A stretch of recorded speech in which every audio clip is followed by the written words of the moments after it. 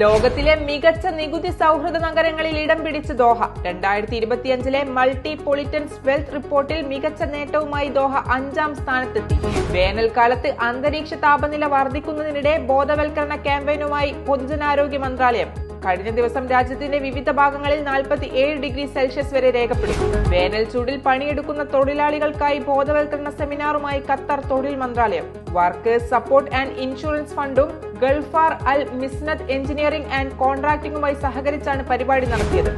Family food centre ഗ്രൂപ്പിന്റെ സ്ഥാപകനും MES Indian school സ്ഥാപകാംഗവും മുൻ MES പ്രസിഡന്റുമായിരുന്ന Hyder ഹാജിയുടെ നിര്യാണത്തിൽ അനുശോചിച്ച് അനുസ്മരണ യോഗം സംഘടിപ്പിച്ചു. അബൂഹമൂറിലെ MES ഇന്ത്യൻ സ്കൂളിലാണ് അനുസ്മരണ യോഗം നടന്നത്. തദ്ദേശീയമായി വിളവെടുത്ത മുന്തിയതും വൈവിധ്യവുമാർന്ന ഈത്തപ്പഴങ്ങളുമായി സൂഖ് വാക്കിഫിൽ വ്യാഴാഴ്ച മുതൽ ഈത്തപ്പഴമേളക്ക് തുടക്കം. ഈത്തപ്പഴമേള ഓഗസ്റ്റ് 7 വരെ ഈസ്റ്റേൺ സ്ക്വയറിൽ നീണ്ടു നിൽക്കും.